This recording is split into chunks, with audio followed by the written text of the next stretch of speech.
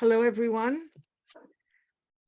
I want to thank you for joining us this evening for the webinar, Pharma Profits or Health Justice, Mobilizing for Universal Pharmacare. My name is Sylvia Siufi. I'm the Managing Director of National Services at CUPE. I want to acknowledge that I'm here today on unceded Algonquin Anishinaabe territory, and acknowledge in particular the Algonquin and Anishinaabe peoples on whose ancestral lands I am connecting to this webinar. I also acknowledge the many territories and lands across Turtle Island that you are joining us from.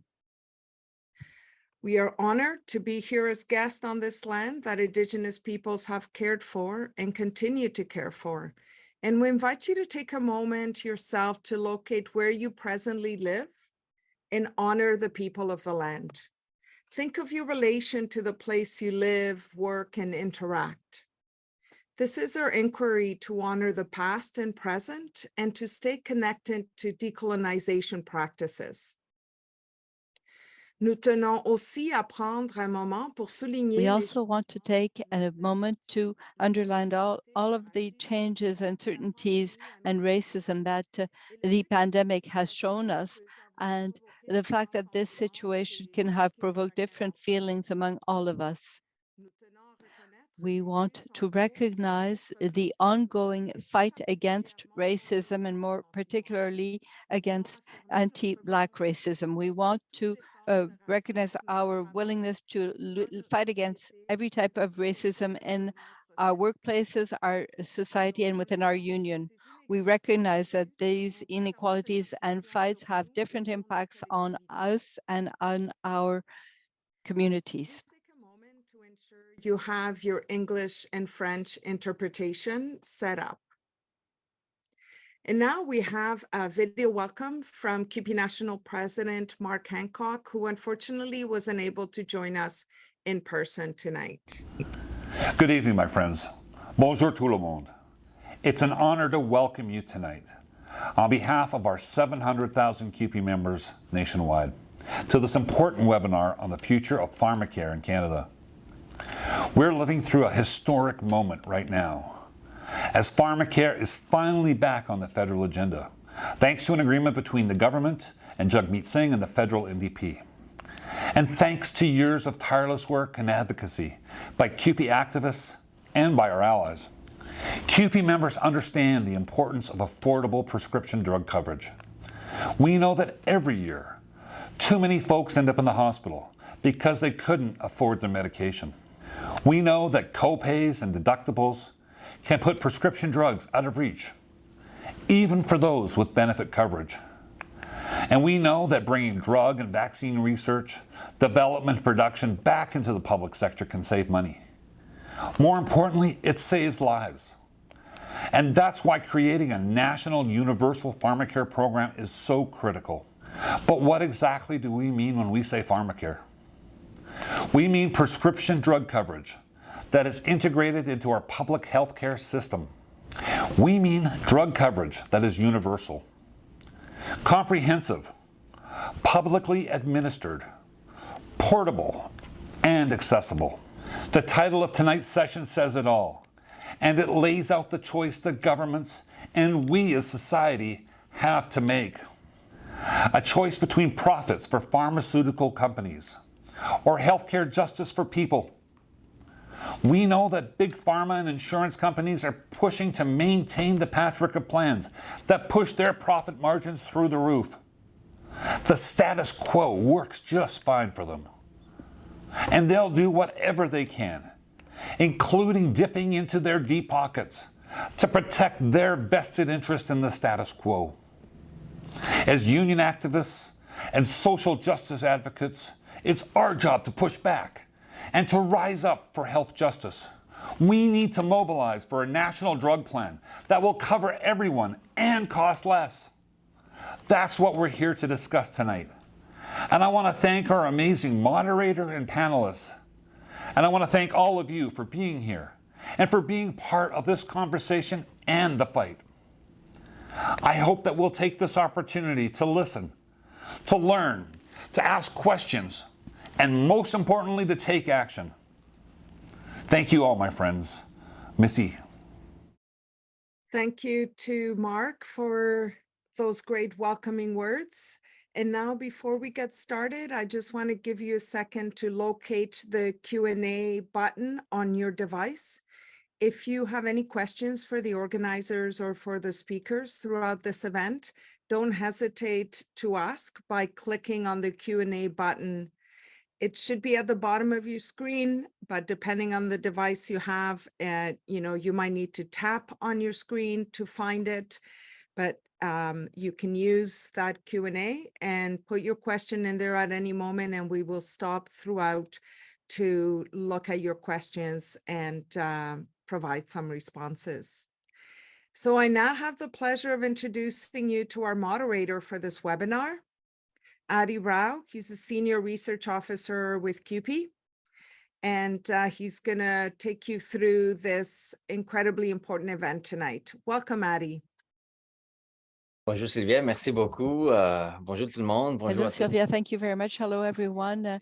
And just as Sylvia has said, I'm Aditya Rao, and I'm one of the main researchers at the National Office for our union. I'm joining you today from the unceded territory of the Anishinaabe Algonquin people. I'm happy to be here with you tonight, and I'm really looking forward to this discussion.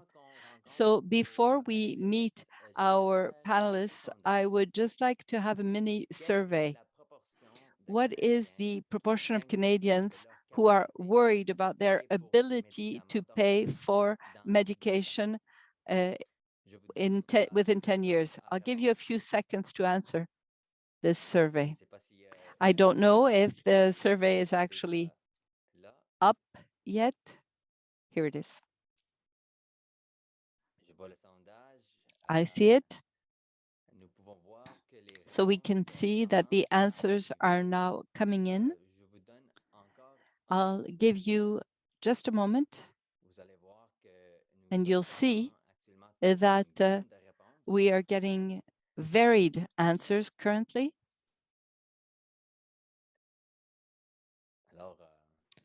So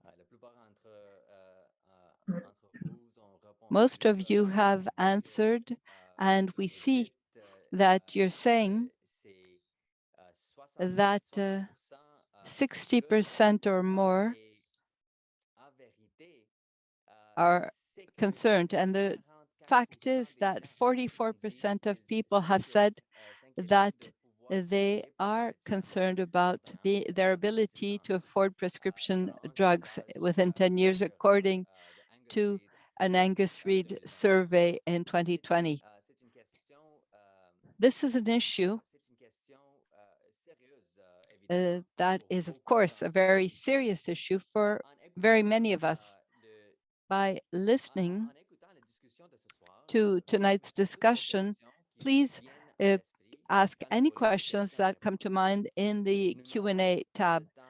We will have some time at the end of the presentations for Q&A. Now I'd like to introduce our panelists who will share some of the main issues related to pharmacare tonight. So we'll start with Elizabeth Kwan, who is a senior researcher at the Canadian Labour Congress, the biggest central union in Canada. As a researcher responsible for the CLC's policy in health and healthcare, Elizabeth has worked on all of the key priorities in strengthening and building the national public health system in Canada. And then Frédéric Brisson, who was elected as Regional Vice-President for CUPE Quebec in May 2021.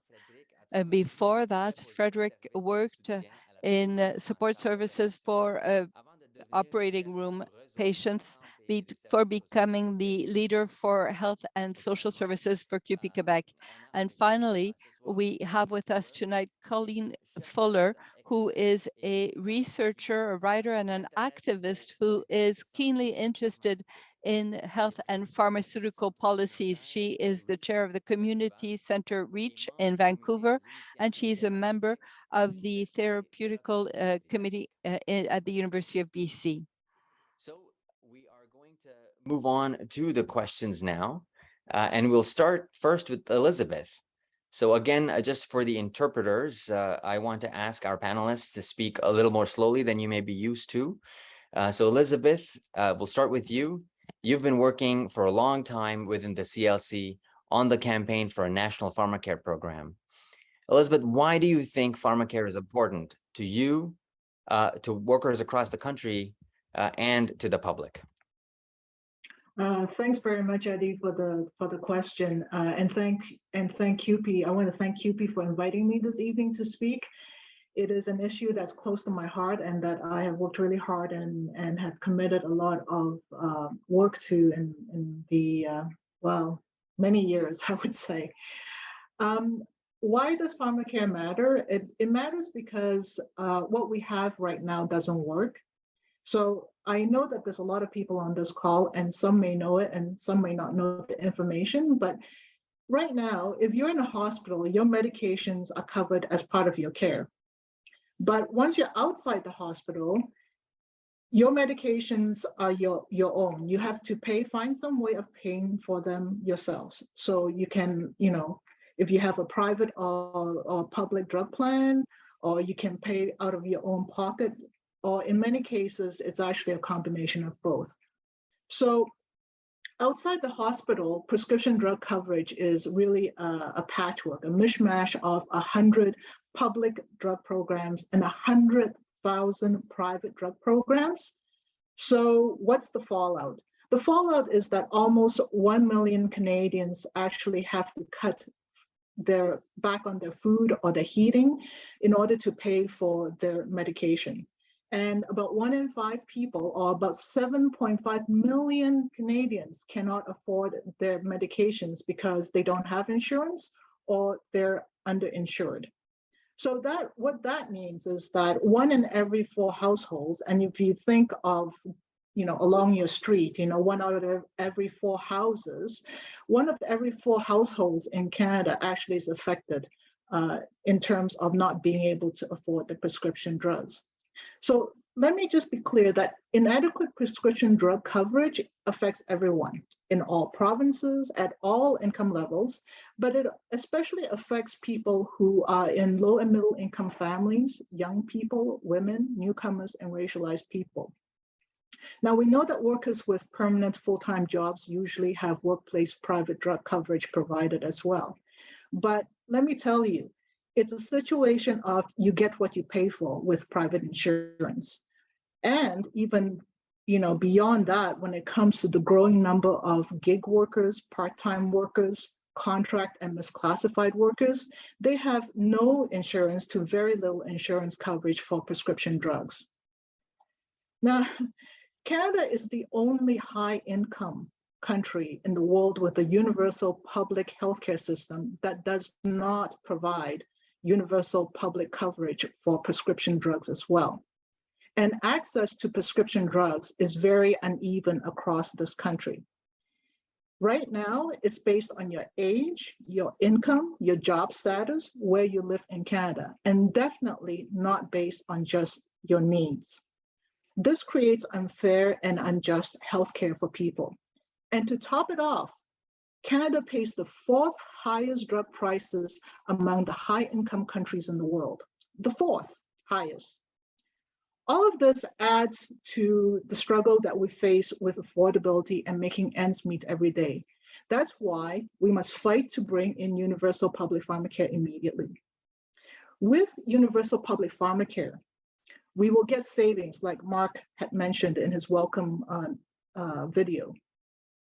The savings are that overall the prescription drug system in Canada will save $5 billion a year. businesses and employers will see their prescription drug costs reduced by 16.6 billion a year, and families will see the out-of-pocket costs reduced by 6.4 billion dollars. But those are really large numbers, and your eyes are glazing over. So let me kind of put that into real terms. What does this mean in terms of putting money back into people's pockets? It means that the average family will save $350 a year. And it means that businesses will save $750 per employee every year. So these savings are only possible because with universal public pharmacare, Canada can be a single buyer that can negotiate more affordable drug prices through bulk buying. Furthermore, the administrative costs of universal public pharmacare is lower than what we're paying right now through this mishmash patchwork system that we have. But I guess the most important thing of why universal public pharmacare matters is because everyone will get accessible, affordable, and fair prescription drug coverage in a system that's sustainable and delivers better healthcare for everyone. Thanks, Eddie. Thanks, Elizabeth. I think those are some really important points. You pointed out that this issue affects a full quarter of our population. 60% we just saw of our own attendees have said that they're worried about being able to pay for medications. And before we ask you another question, Elizabeth, I just want to make a quick note to let folks know that this webinar is being recorded and it will be available afterwards. So you can share it with folks who could not be here today. And now actually I'd like to show you a short video from the CLC's campaign on pharmacare.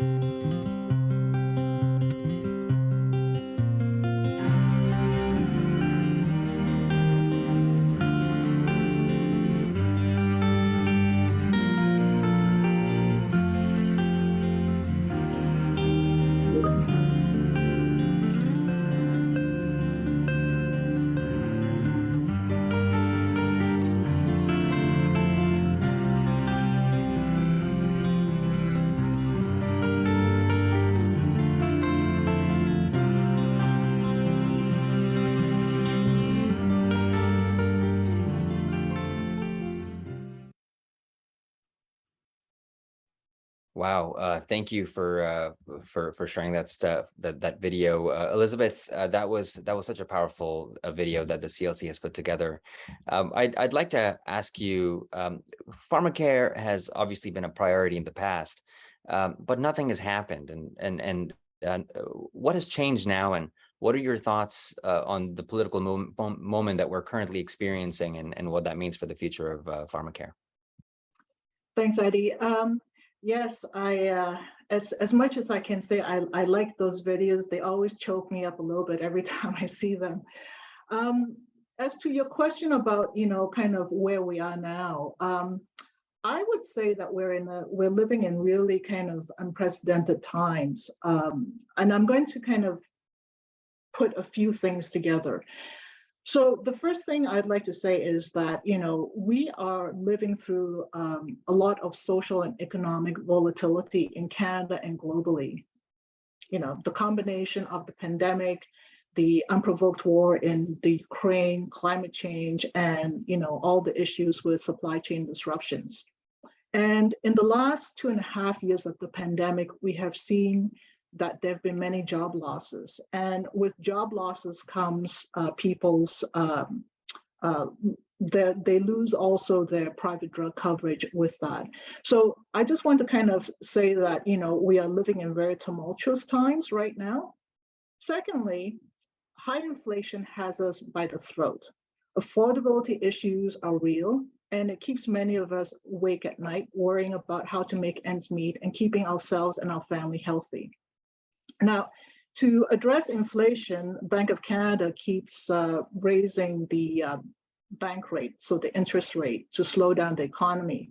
The impact of this, though, is that in slowing down the economy, they have been and will be more job losses, which will also mean, again, that people will lose their private drug coverage as well. And at the same time, wages continue to basically fall behind high inflationary prices. So it's not a great scenario for all of us, for everyone struggling to get by in this sort of environment. At the same time, we have the current state of the public healthcare system, which comes from many years of government underfunding, funding cuts, and mismanagement. And it has resulted in a severe healthcare staff shortage and crisis. And also, it has resulted in needed healthcare programs that are basically not available in the system right now, like universal public pharmacare. Imagine if we had universal public pharmacare during the height of the pandemic. Now, during the very difficult times of trying to make life affordable. So, these are things that we have to keep thinking about. Now, the provinces and the territories, quite frankly, have not stepped up the plate on embracing universal public pharmacare. In fact, what they've done is that they've pushed that aside, and they have, in fact, advocated more and only singularly on getting more federal health funding. Now, Labor's position is that, yeah, we support your demands premiers, but for more federal health funding, that is, but it has to come with strings attached, and that is that you have to implement these healthcare programs like universal public pharmacare. I think that the last thing that I'd like to kind of put into this scenario or this context of the times that we're living in is that we now have Pierre Poilievre as the leader of the Conservative and also the leader of the opposition party. He's a very good communicator. He has great skills in honing in on people's fears, playing on them, and fanning people's rage. This is not a good thing because his leadership is going to divide us more and more. Now, I want people to know and be very clear about this. Pierre Poilievre advocates for privatization of healthcare and is against universal public pharmacare. So we have a fight ahead of us. So you say, okay, this is all very gloomy, Elizabeth. Tell us something a little bit more positive, and I will. And what's positive is this.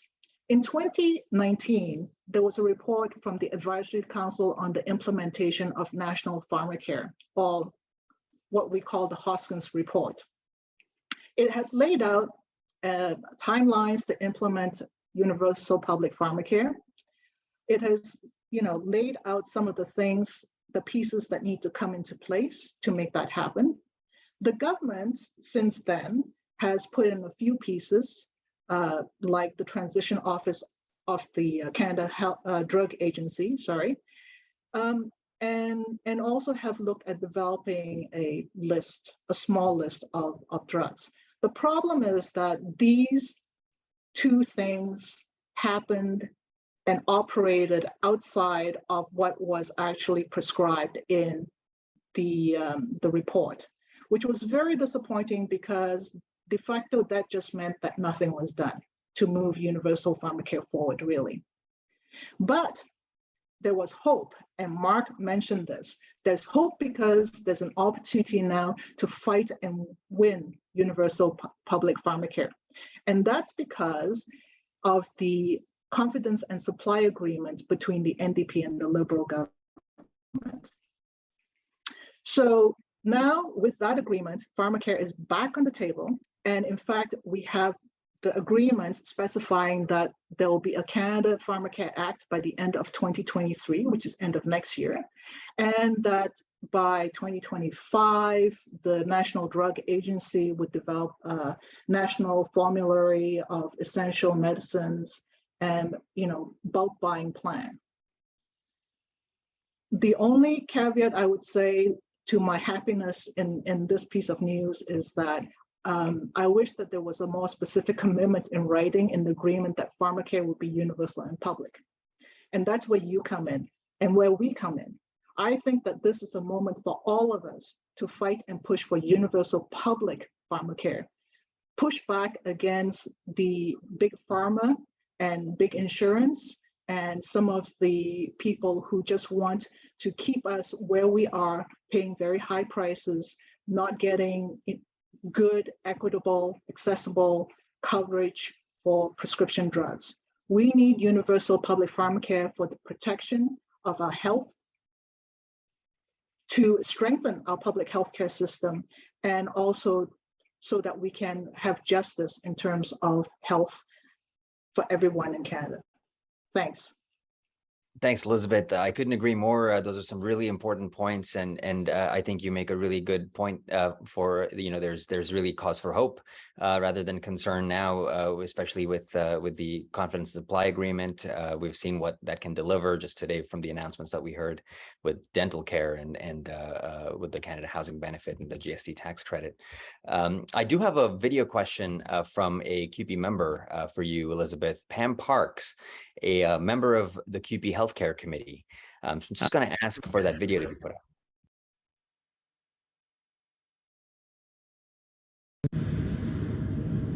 Hi, my name is Pam Parks, President of CUPE Local 6364. I'm also a registered practical nurse since 1986 at an acute hospital in Durham, Ontario. I have a question for Elizabeth. What is Big Pharma and the Insurance Corporation have planned for a pharmacare program? Thank you. Elizabeth, I'm going to be the bearer of bad news and inform you that we only have a couple of minutes for you to respond to that question. So right. Please go ahead. Okay. All right. I think that that's an excellent question. I think that the one thing you have to remember that the priority for big pharma and insurance corporations is profits, profits, and more profits. In fact, what they want in so-called a pharmacare program is that they want to expand their profiteering. If you keep that in mind, you will understand everything else and that they do and every action that they take. They want a fill-in-the-gaps approach, and they really are opposed to universal public pharmacare. The fill-in-the-gaps approach is basically, to them, an extension of the current system that doesn't work, that keeps prices really high and unaffordable for people, and that basically is unjust. So I think that, just keep in mind that Big Pharma wants to continue charging high prices, and they will charge as much as the market will bear, while insurance corporations will get more business. I would say right now they're pushing for drugs for rare diseases because they can make a lot of money in both industries from that. And, again, just to repeat, what they keep doing is that they keep using the money and the influence to delay, deter, and obstruct universal public pharmacare. So I know I'm running out of time and I won't expand anymore, but I hope that there'll be more questions on that. Thanks very much, Eddie. Thanks so much, Elizabeth. Yes, we can see lots of questions coming in already. Just a reminder to folks, please do send your questions in through the Q&A function that we have. Thank you so much for your thoughts, Elizabeth. J'ai une autre question de sondage pour vous tous. Combien de régimes privés I d'assurance? have another survey question, which is how many private drug plans are there across the country? And we will open the survey at this time.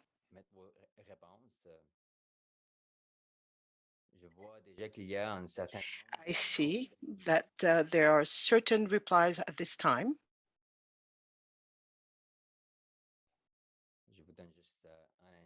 I will give you a little time to answer this question.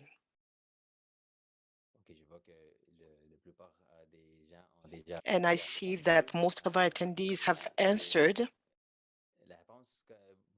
and their answer is 50,000. Actually, there are over 100,000 private drug plans across the country and over 100 public drug plans throughout the country. This leaves people with uneven levels of coverage and co-payment. Now, my next question would be for Frédéric. Frédéric, the hybrid pharmacare model in Quebec has been mentioned as a possibility for national pharmacare program. Could you describe the Quebec pharmacare program, please? Yes. First of all, I would like to thank you for the invitation. It's been a pleasure to be here with you. And let's not take as a model the hybrid model in Quebec. First of all, let's see that anyone who is permanently established in Quebec must be covered by drug insurance at all times, whether or not you purchase medication.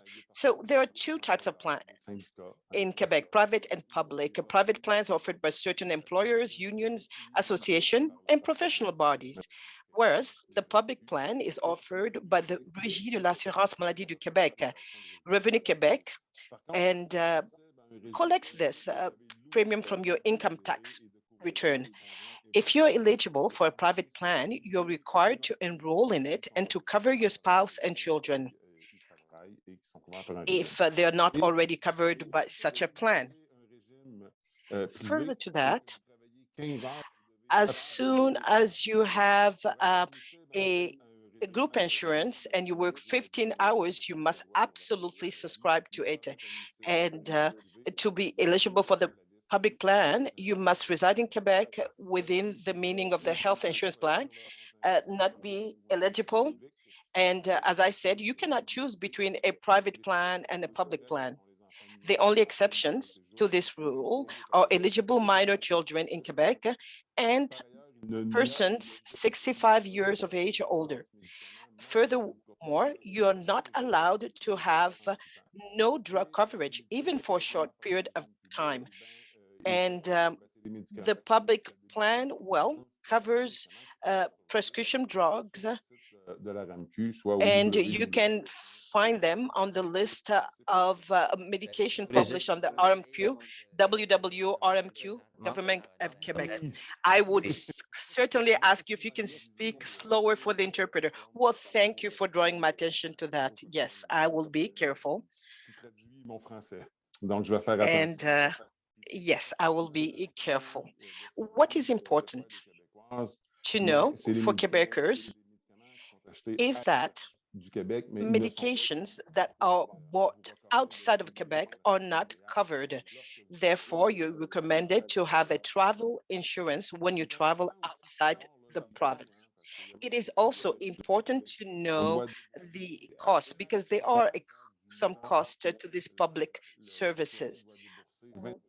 The citizen is to pay $22.25 on your first purchase of the month, plus 25% of the co-insurance premium, with a maximum of $96.74 per month, for a total of $1,161 per year per person, depending on the net family income, which is automatically deducted from your income tax return. Well, that is in just the Quebec model. Thank you. Merci, merci Frédéric. T'as bien expliqué. Thank you, Frédéric, to have well explained that we have to put our emphasis on a public system, not on a private system that opens a back door to privatization. So now it is my pleasure to see that there's a question.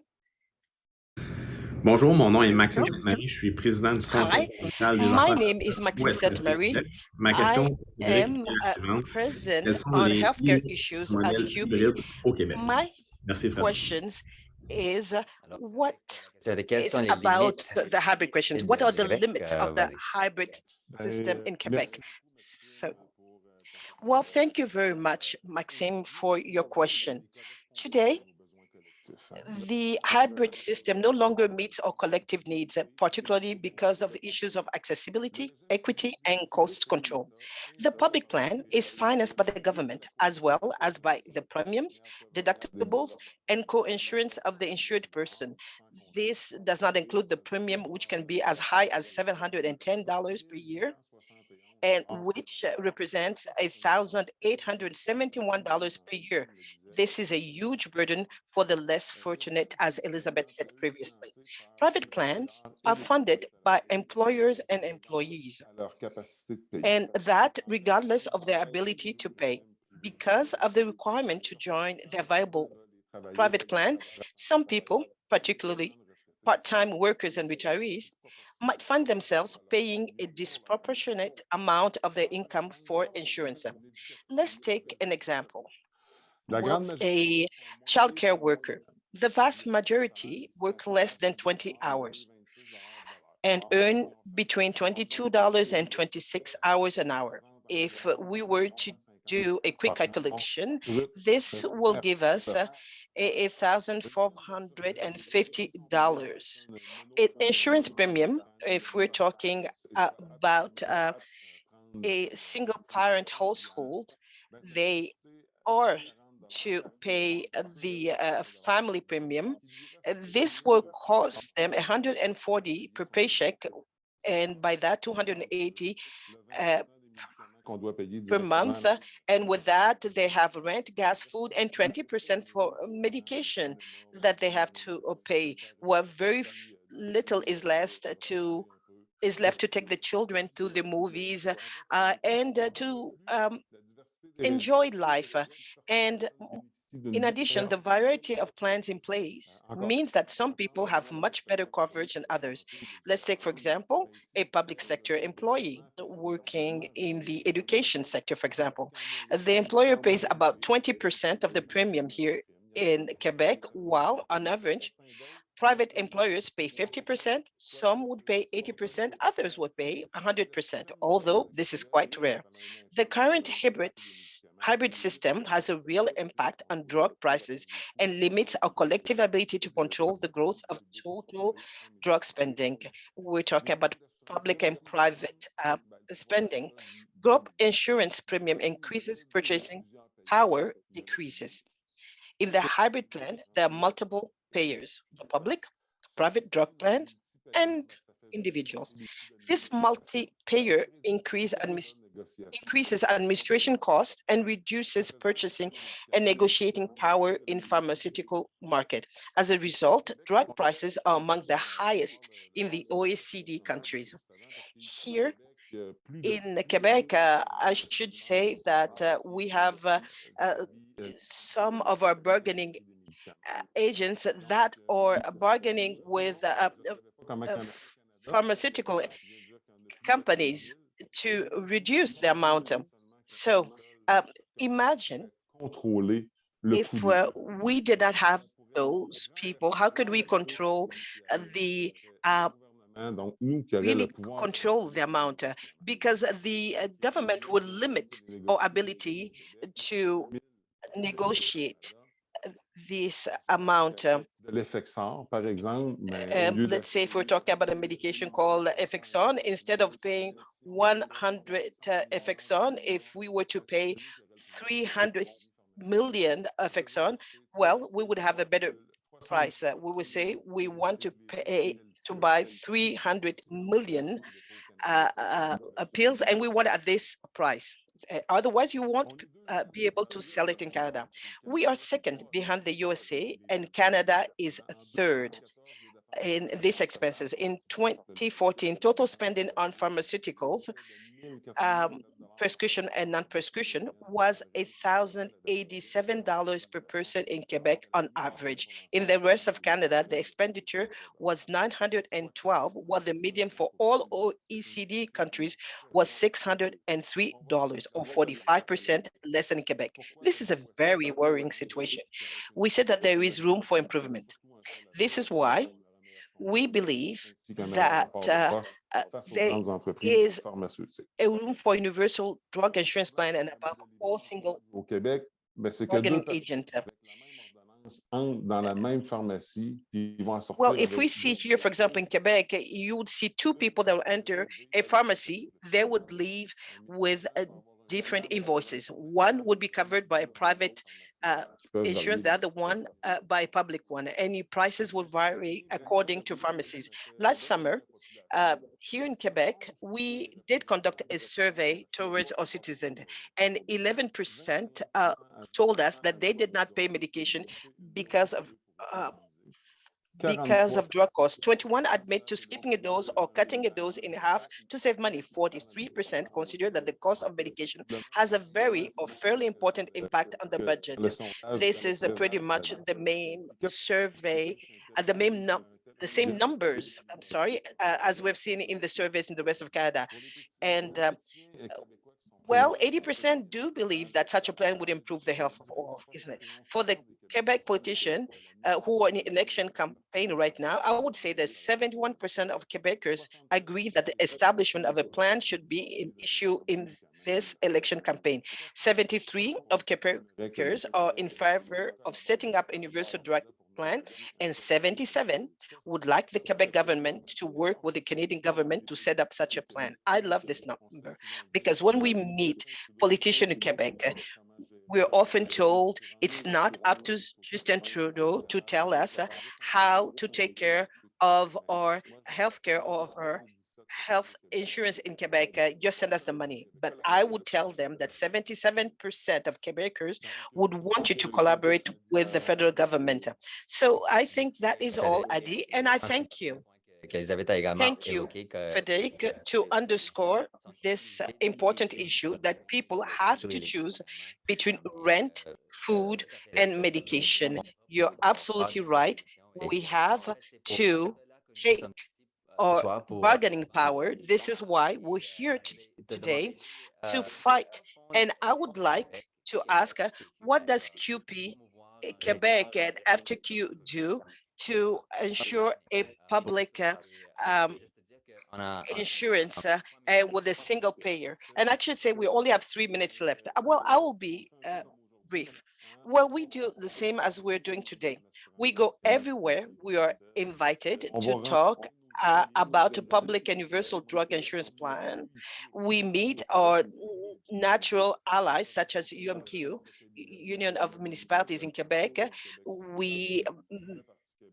The Office of the Ministry of Health, we met also Quebec Solidaire. We also spoke with the political actors, and notably the NDP and the Liberal Party. In addition, every year, the FTK at the provincial level and the CLC at the federal level organize a day of representation for elected officials. CUPE and the union affiliated to the QFL take advantage of this day to remind the government of the importance and urgency of quickly establishing a universal drug insurance plan. The planets have never been as aligned as they are right now with the agreement between the NDP and the Liberal Party of Canada. It is imperative that we do not miss this opportunity because it may never come back. The political parties in Quebec must commit to negotiating with the federal government, as they must absolutely reach an agreement for the good health of all Quebecers and Canadians. Moreover, it should also be remembered that all citizens should be covered and should save a lot of money. Politicians are looking for ways to put money back into the pockets of taxpayers. This is a great solution that would benefit everyone, and this will put back money in the taxpayer's pocket and also deal with inflation. As Elizabeth said, let's remind that everybody will save money. Employers, government, everyone will save money. Obviously, pharmaceutical companies would see their profits decrease. Well, I would like to recall here that it's been 25 years since CUPE, QFL, and CLC have been campaigning for a public and universal drug plan. So I invite you all to check CLC Facebook page and other social media, and you would add your name to the many campaigns that we have, because it is high time we demand a universal drug plan. Thank you very much. Thank you, Frédéric. It is obvious that you work very hard on this file. It's been a very interesting discussion. I actually have a brief video of the FTQ that I will show you. Au Canada, nos médicaments coûtent vraiment trop cher. Nos primes d'assurance au privé grimpent de 10% chaque année. In Canada, our medication costs way too much. Our private insurance premiums climb at a rate of 10% a year. Who's making money off of this? Insurance companies and international pharmaceuticals. Pharmacare is a winning solution for workers and employees. We could save up to $2 billion a year just in Quebec alone. The Trudeau government must act now. Please visit assurancemédicament.org. A message from the QFL, the CSN, and CSQ. Merci beaucoup. So I now have another poll question for you all. The question is, what proportion of their sales do you think big pharma companies are putting into research and development in Canada? It's certainly one of my favorite statistics, and I'm interested to see what you all have to say. Give you another moment to answer.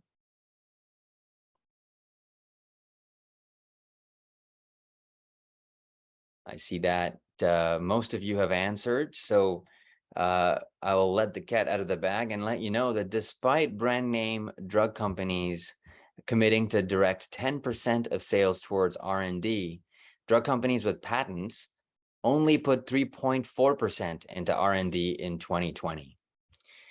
Only 3.4%.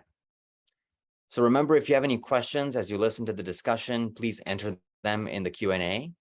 And now I'd like to ask Colleen Fuller a few questions. So Colleen, first of all, why is it important for Canada to have public research, development, and production of life-saving medicines and vaccines?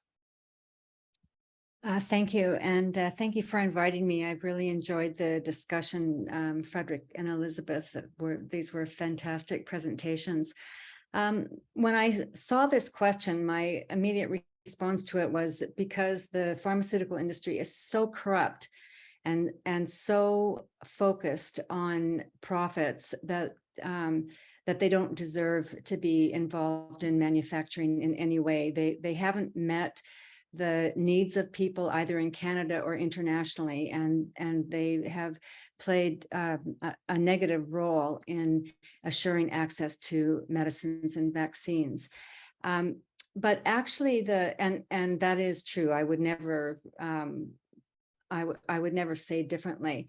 But the other thing that's important is to realize that we actually have a really significant public investment in drug development, drug research and drug development. We don't get credit, the public doesn't get credit for it, and this public investment mainly benefits the pharmaceutical industry and not the public. It doesn't benefit people who need access to medicines. And this is because of public policy. It's not just because the drug industry is greedy and horrible. It's also because this is the public policy that's pursued by our federal government. So I'll just give you one example of the issue of investment, public investment. One would think that the objective in this type of public investment would be to achieve goals that are linked to equity and social justice, but that just is not the case. the gap between the cost of production and the prices that Canadians pay reflect these arrangements that are accommodated by the federal government. And I'm going to give you just one example. Everybody knows that Ebola is a terrible, terrible, terrible virus. It's killed many millions of people around the world, especially in Africa, hundreds of thousands. And Canada was at the front end of research on discovering and developing a vaccine for the Ebola virus. We invested very, very heavily in through the Public Health Agency of Canada has a lab called the National Microbiology Lab located in Winnipeg. In 2001, they began to do the research to develop a vaccine for Ebola. But instead of, and they succeeded in doing this, but instead of the Canadian government overseeing the development of the vaccine and turning it into a vaccine that could be sold at a low cost to the people who needed it, instead the Canadian government looked to the private sector, looked to the pharmaceutical industry to develop the vaccine and make money from it. And so the National Medical Lab, microbiology lab, sold the vaccine to a private US biotech company. And the expectation was that biotech company would create the vaccine for the Ebola virus. Well, they didn't. They weren't able to do it. However, what they were able to do was to wait until the Ebola virus was completely raging across the continent of Africa. And because they figured they could make money by selling the patent, that's what they did. They sold it to Merck. And so Merck was the one that began to manufacture the vaccine, but they didn't do that without ongoing, really significant investment from public taxpayers, not just in Canada, but internationally. So about 73% of the cost to get the Ebola vaccine into production came out of the public purse, including our own. And yet the benefit and the credit went to Merck. Merck claimed that they had discovered the vaccine and so forth and so on, and they've profited quite handsomely from that. Now, so the cost of the vaccine is higher than it should be. And you have to ask, is that justified by the cost of manufacturing? And the answer is no. The cost of manufacturing these vaccines and drugs is very, very low. Another drug that's made by a company called Gilead costs 93 cents per dose to manufacture. The investment in about 70% of the investment in this drug that Gilead makes, which is was made to treat COVID-19, 70% of the cost of making it came out of the public purse. They sell it for $2,400 per dose, and it costs them 93 cents to make it. So the pharmaceutical industry, not only do they not want to develop medicines and vaccines that can be available to people at cost, they're not able to do it. They're set up to reward investors, and that's what they do. So we're paying a very high price for the lack of an infrastructure in Canada that enables that public investment that we're already making to benefit Canadians. And so we're paying twice for the drugs that we use. One, we pay at the front end, which is at the development end, and the second is at the cash register, where we're paying for drugs. Whether we're paying it directly out of pocket or through our drug plans, it doesn't matter. Drugs are an essential part of our healthcare system in Canada. We know that. And it's intolerable that we're investing in research in other parts of the drug development process, but 1 in 4 Canadians is struggling to access the medicines and vaccines that they need. So our governments are more concerned about protecting intellectual property rights for pharmaceutical companies than they are in assuring safe and equitable access to needed medicines. And this is a not an unsolvable problem. It's a problem that does have a solution, but the solution is really to begin using our public investment to develop, not just to invest in public research, but also to invest in manufacturing and distribution. Thanks so much, Colleen. I think you really laid to rest the myth that only private industry can create and do research and development. And to that end, we wanted to ask you if you could tell us a little bit about the important role that Connaught Labs played in public research, development, and production of medicines and vaccines in Canada. And as you do that, I do want to note that we're a little behind on time, but also I'm going to ask you to do the impossible and pack as much information as you can, as slowly as possible for our interpreters in as little time as possible. Okay, was I talking too fast? I just got a short note to ask you to slow down a little bit. Okay, I will slow down. So Connaught is one of my favorite Canadian success stories, but it doesn't have a happy ending, unfortunately. Connaught was founded in 1913 at the University of Toronto. And the reason that they were set up initially was because there was a very, very serious outbreak of diphtheria in the city of Toronto. It didn't only affect Toronto, but that's, I think, where it probably was the worst. And so the city approached an American company, a manufacturer, vaccine maker, and asked to be able to buy the vaccine for diphtheria from the company. But the cost was so high.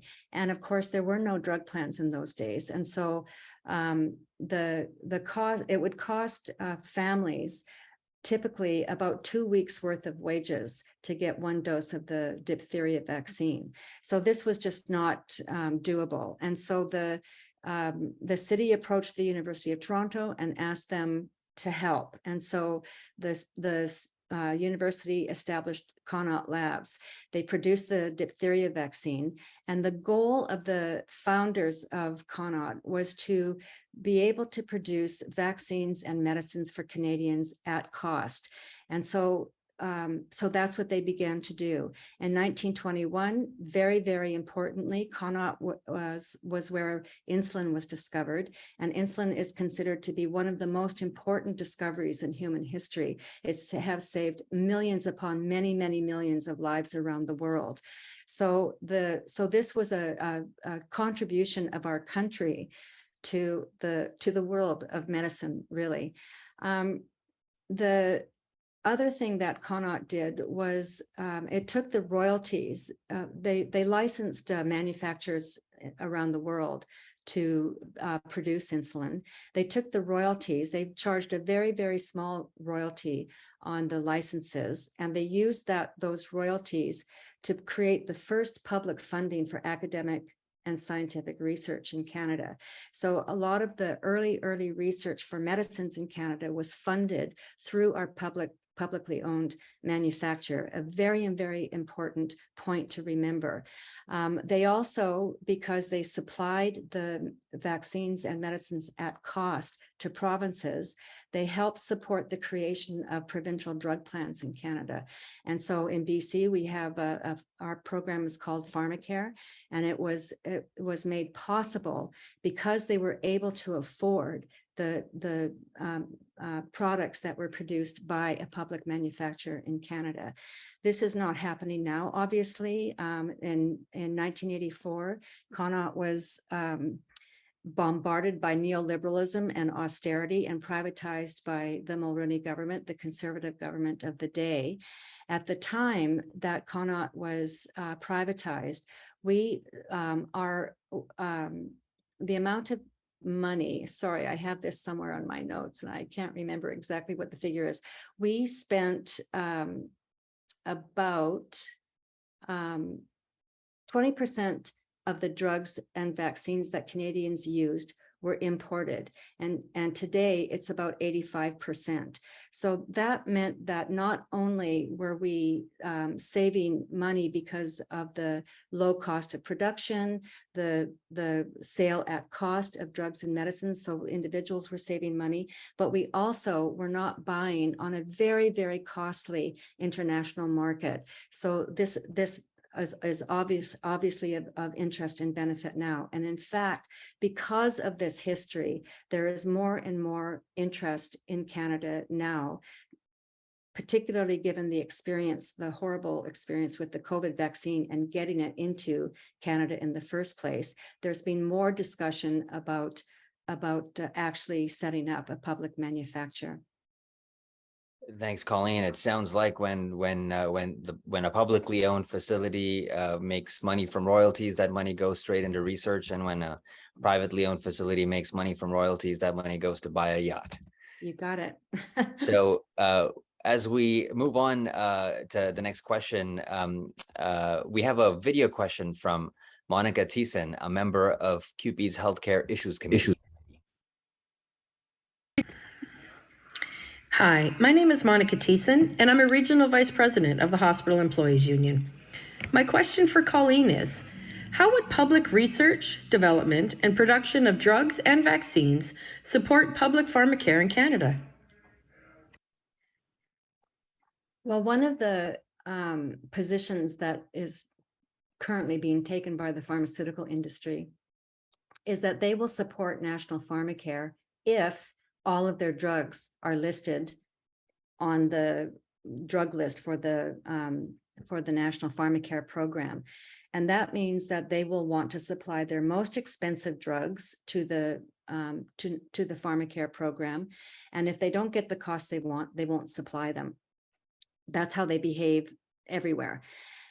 So I think that when we're thinking about a national pharmacare plan, we have to think about cost effectiveness. That's really important. And the most cost effective way to supply a national pharmacare program with drugs and vaccines is to make them ourselves, or make them within the public sector, or to have some arrangement where there is a really significant public input into manufacturing.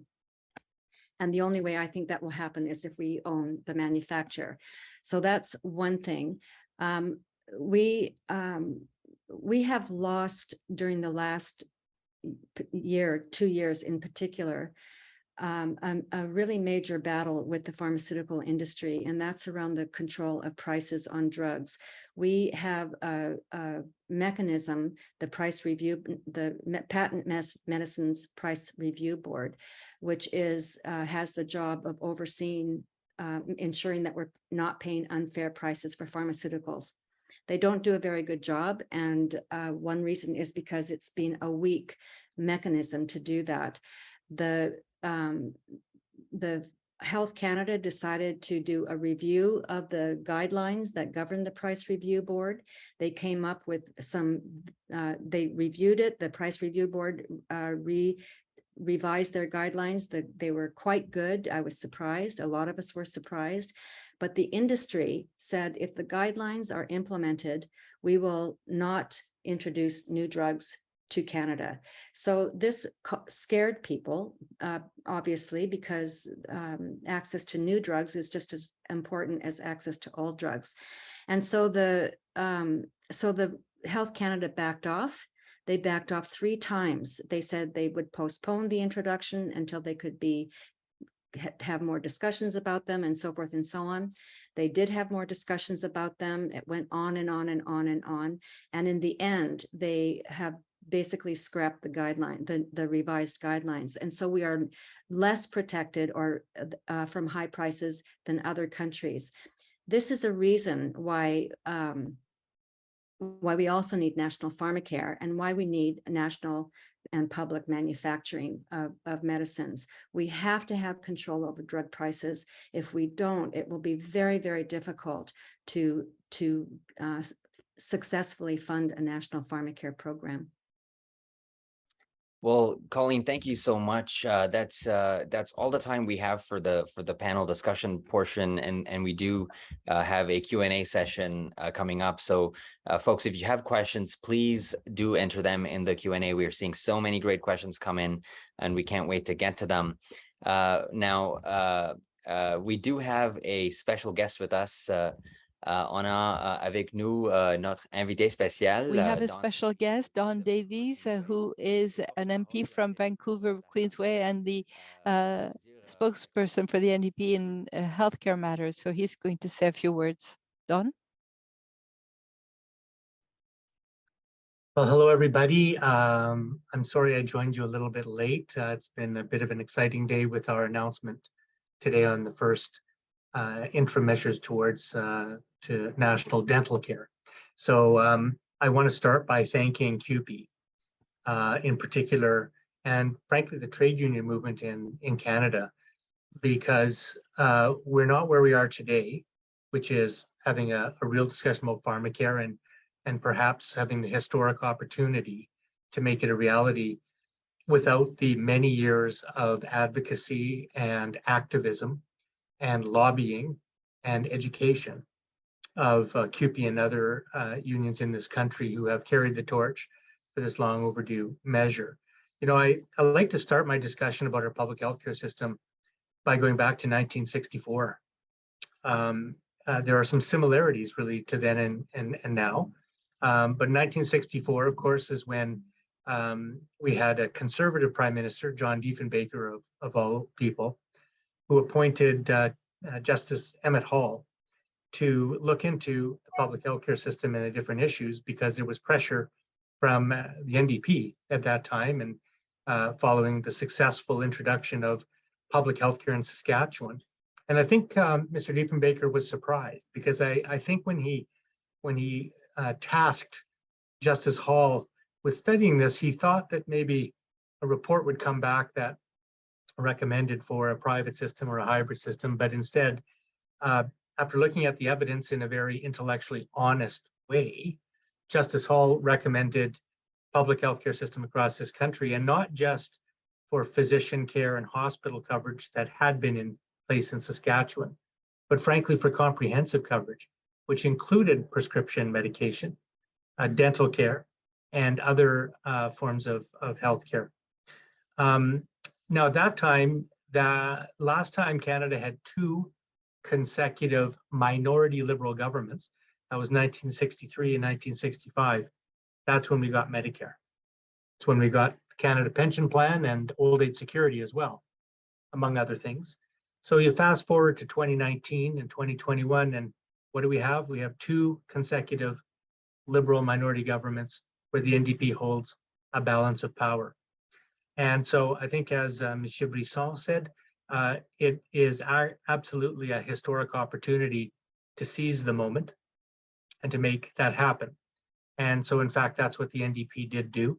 We only have 25 seats in the House of Commons out of 338, but we decided to use our clout to advocate strongly for improvements to Canada's public healthcare system. And there are 4 public health measures in the confidence and supply agreement that we negotiated with the Liberal government.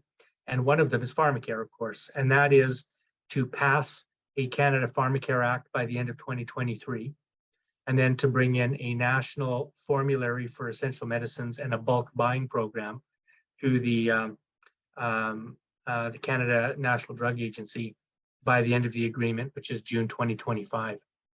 Now, I'm not happy with that timeline. It should be done right away, and frankly, there's no reason it shouldn't be. You may remember that the NDP introduced a Canada Pharmacare Act, modeled very closely on the Canada Health Act, and introduced that in the House of Commons last Parliament, which, by the way, the Conservatives and Liberals voted against.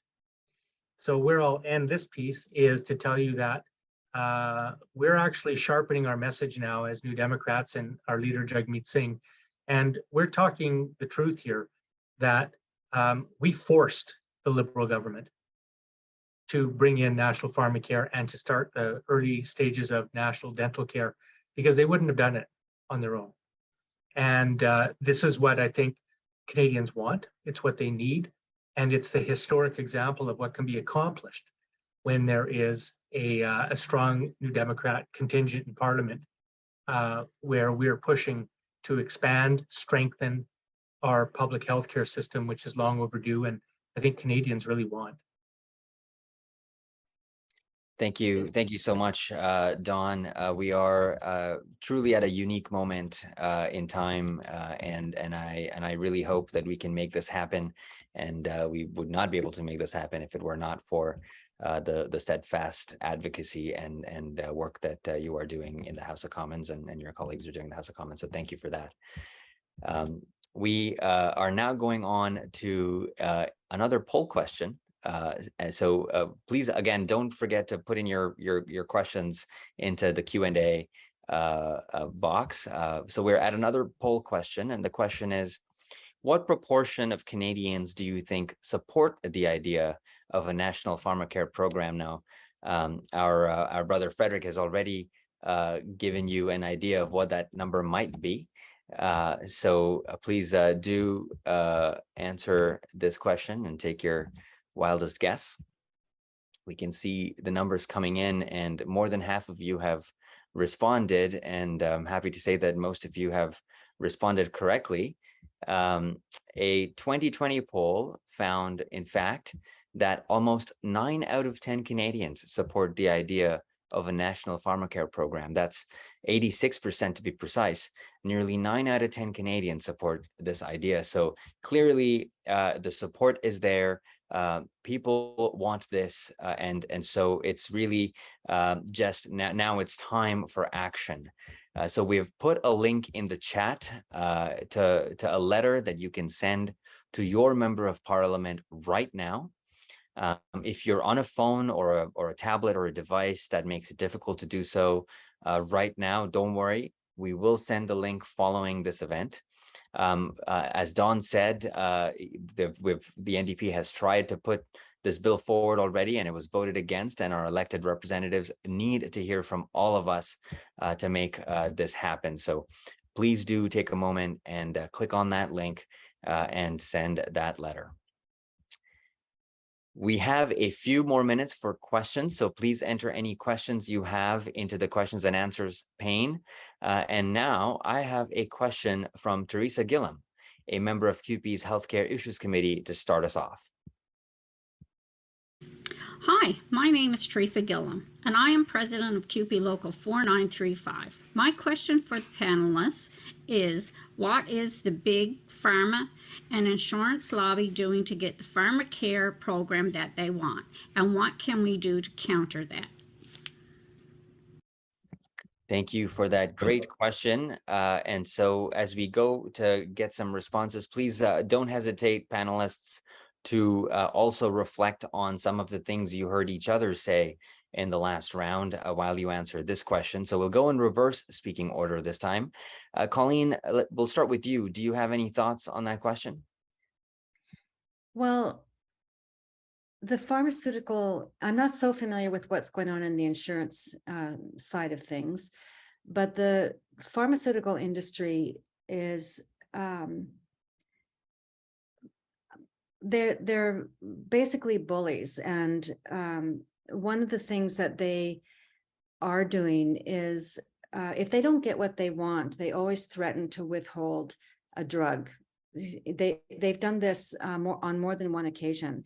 If price controls are introduced, they'll pull a drug from the market. If pharmacare is introduced and they don't think that it is going to serve their interests and the interests of their investors, they will also threaten and bully and so forth. And so that is to be expected. They fund, the industry funds, they have their fingers in so many different pies. I don't know how many palms they're greasing, amongst MPs, but with the exception of the NDP. But I think that there is inevitably some of that's going on.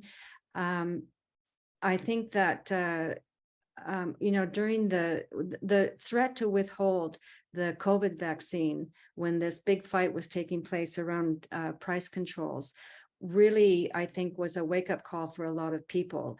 And it was one of the things that led to some discussion about public manufacturing. So I think that the industry will pull out all the stops. I think that the Liberals are completely spineless, and they'll bend over backwards to accommodate the industry.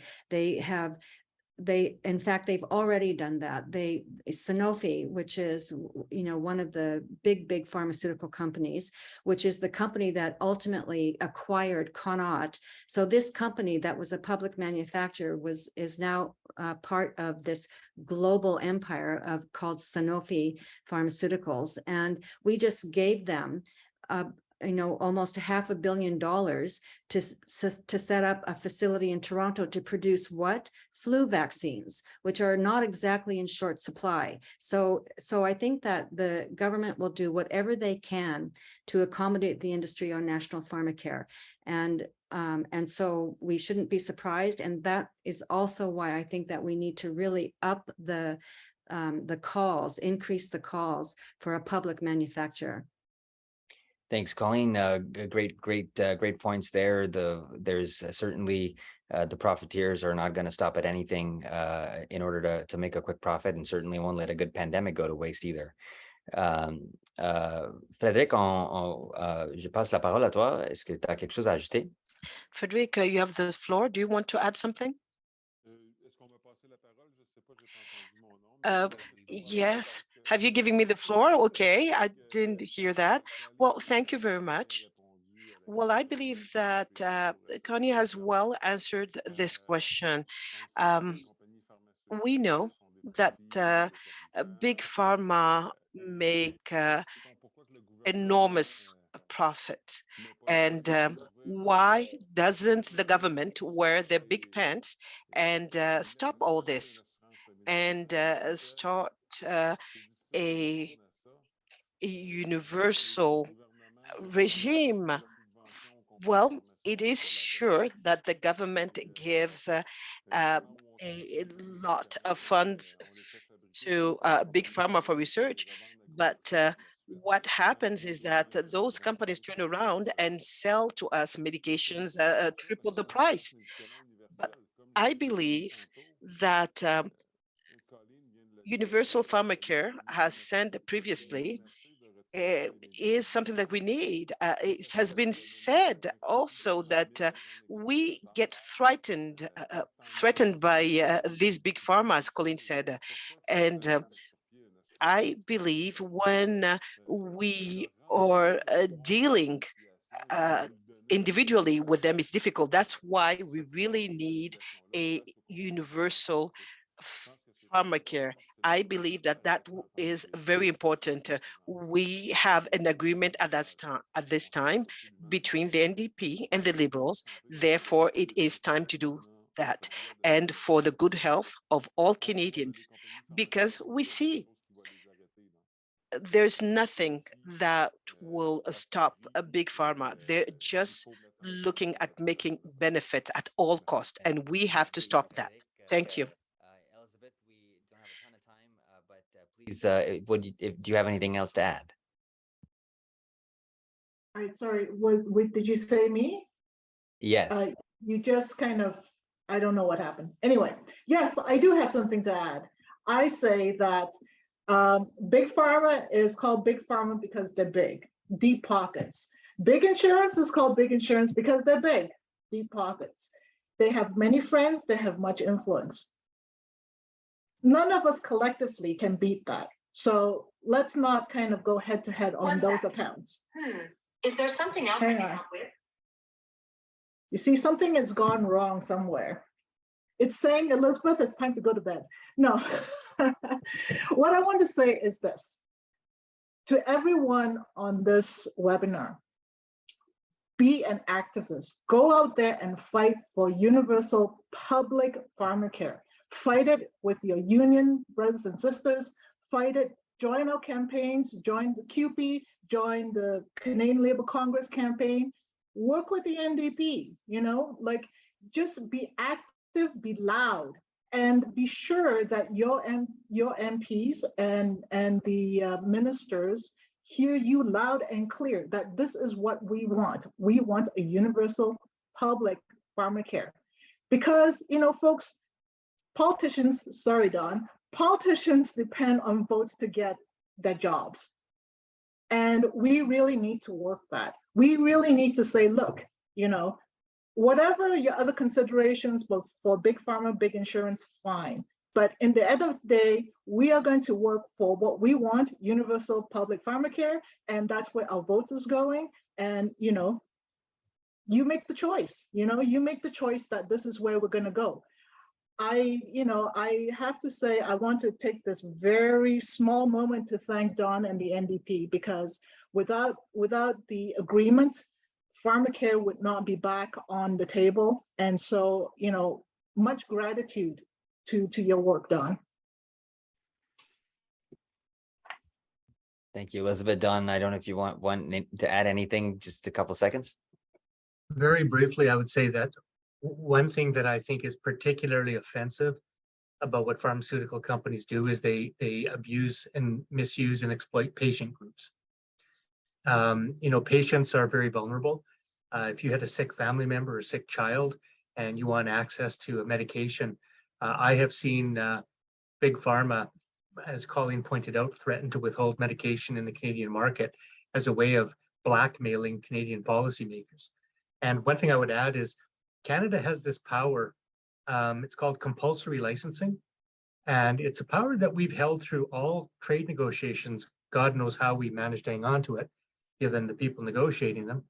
But basically, if a patent holder refuses to act on a patent, the federal government can seize that patent.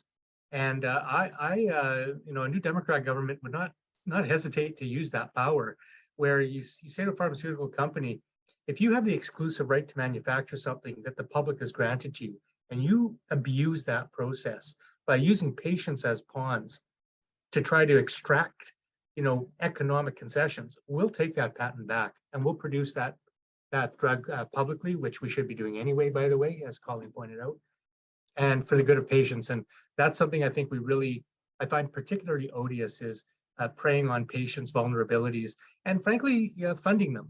You know, sometimes there's a lot of patient groups in this country that are taking money from pharmaceutical lobbies, and you have to bear that in mind when sometimes patient groups appear to be supporting big pharma. I don't think it's because it's the right thing to do. I think it's because they're dependent on them. I personally think there should be a registry where there's full transparency and disclosure so that everybody can see exactly who's funding who in this country. Thank you, Don. Great points. We do want to take a couple of questions from the participants. So I'm going to ask Karina, who has very graciously grouped a couple of questions for us. And I'm going to ask you to ask both of your sets of 2 questions, Karina, that you've grouped from the questions received. And I'm going to give everybody 1 minute each to answer. So please do try and stay within the 1 minute, because we are running out of time and we do want to have some of those questions answered. So Karina, please go ahead. Okay, we're going to be very quick. So I tried to theme a little bit into some categories, lots of amazing comments, and the panelists will see your questions and comments afterwards if we don't get to them here. A lot of people shared their concerns and some experiences around their affordability issues. And they want to know what they can do. People would like to see a big campaign, more actions like the ones they've seen, some people referenced, and what can we do to get the governments to vote for public pharmacare. And related to that, thinking about what a campaign should look like, has there been any discussion of extending to non-status and temporary foreign workers pharmaceutical benefit or coverage? And how do we mobilize lower income and precarious workers who are most directly affected by high drug prices and inadequate coverage? Great questions, all extremely possible to answer in only 10 seconds. So please, everybody, 1 minute each, go ahead, and we'll start with Elizabeth, if that's okay. Sure. The first question is that the Canadian Labour Congress has run a pharmacare campaign since 2016. We've actually gathered a huge number of people on our list. But you know what? The thing is that we have to keep the momentum up. This is what my previous point was. You have to really keep the momentum up. Use the CLC's campaign. Go to the website. Keep sending those letters. Keep contacting your MPs. Do everything to make yourself visible and make your message very loud at all times, all the time. That's what I would say. For migrant workers and temporary workers, we have been I know I have been constantly working on this on all fronts in terms of their rights and their access to healthcare and health and safety. So it is a very difficult area, but they certainly are not left out of the work that we do. That's for sure. And hopefully one day we will be able to actually provide equal access and full access to them as we have for ourselves. And then the third point quickly on the gig workers, low income, I would say that it honestly is probably the group that would understand that we really need universal public pharmacare, and that we have a lot of work in organizing workers who are, kind of in that sort of precarious work situation, and we should definitely be advocating for universal public pharmacare, with them, for them, encourage them to be very active and very vocal about it. Thanks. Thank you, Elizabeth. Colleen, we'll go to you next. Yes, thank you. A couple of things. One, the first question, I think that obviously the trade union movement is playing a huge role in the discussion around national pharmacare, and so are the national and provincial health coalitions. The groups that is way too silent on this question are the provincial governments, and I think that there does need to be some focus on the provinces to ensure that they're not going to throw a monkey wrench into the discussions that are taking place at the national level. That's really important, because some of them will, some of them are lukewarm. I'm sorry to say that my province in BC has not come out vigorously in support of national pharmacare, and they should. So I think that there needs to be some pressure there. The second, in regard to migrant workers and so on, the community Canadian Health Centre Association of Canada represents community health centers across the country, and a lot of times I'm the president of the Reach Community Health Center in Vancouver, and we provide a lot of services. We're a sanctuary health clinic, so we're providing services to a lot of this population. It costs us money, but we are on record and as being really, really strongly in favor of national pharmacare. I don't think that's happened with all community health centers, but they are one group who should be called upon to add their voice to the discussion. And I'm not really, I can't really answer the last question about gig workers, except that for that population, I know that this is a very, very strong social justice question and equity issue. And so I think that there are organizations, and again, community health centers would be amongst those to amplify those voices. Thank you, Colleen. Great answers. Alors, Frédéric et Dawn, je suis vraiment désolé, vous allez avoir seulement 30 secondes. Frédéric and Dawn, you only have 30 seconds. Frédéric, you have the floor. Okay, I'll be fast, I promise. Well, I will talk about mobilizing. I believe that it's important to mobilize, engage our members and the population as a whole, because if I am to talk about it in Quebec, if we talk about it in the province, that people say, well, we're well covered. We have a good system in Quebec. That is wrong. We have to inform them well. We have to talk about it, because people do not understand that well, they're not well covered. We understand with the hybrid system in Quebec that people deem good. We have to certainly mobilize. Colleen talked about the issues with the provinces, and yes, they might put a wrench. And I believe that Quebec is amongst them. Most of all, when we're talking about provincial prerogatives, but Quebec tends to stress that. I believe that it's time to inform our citizens. We have to have universal pharmacare, and being all engaged, mobilized could be done through information. 30 seconds, please. Sorry, asking me now? Yes, 30 seconds. We're out of Sure. time, so just 30 seconds, please go ahead. Very quickly, so gig workers, look, I mean, fewer and fewer workers, particularly young workers, have benefits provided through their employer. Underscores the need to have universal coverage for our public system. Second, in terms of migrant workers, if you're good enough to work in this country, you're good enough to be covered. You know, the lesson of COVID is viruses and disease knows no borders, it knows no status. And if we're collecting taxes off people working here, damn rights they deserve to be covered by our universal public healthcare system. And finally, you know, I would say that how do you get it? Every election you squarely ask a candidate, will you support public universal pharmacare? And if they don't say yes, you don't vote for them. I would say that, except for, the Liberals have been promising pharmacare since 1997. If I read you what they said in their Red Book in 1997, it would bring tears to your eyes. It was like I wrote it. It's so beautiful. But they never do it when they're in power. So quite frankly, I'll be blunt. You want universal pharmacare in this country, public, vote NDP. And if you don't, you won't get it. Thank you, Dawn. Very powerful message there. Before we wrap up, folks, I have a few announcements that I want to ask you all to stick around for. So please bear with me. If you enjoyed tonight's webinar, please consider joining the Canadian Health Coalition tomorrow at noon Eastern for a conversation on health and hope with NDP leader Jagmeet Singh. This is a webinar being held in English only. We have dropped the link to the Zoom registration in the chat. Now, we will also follow up with an email, including the link to the MP letter and resources with more information.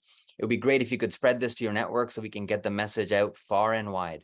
We have one final poll for you. It's going to pop up as you leave the webinar, so please stick around and let us know what you thought. And finally, some thank yous. I'd like to thank our wonderful panelists and you all, the participants, for joining us here tonight.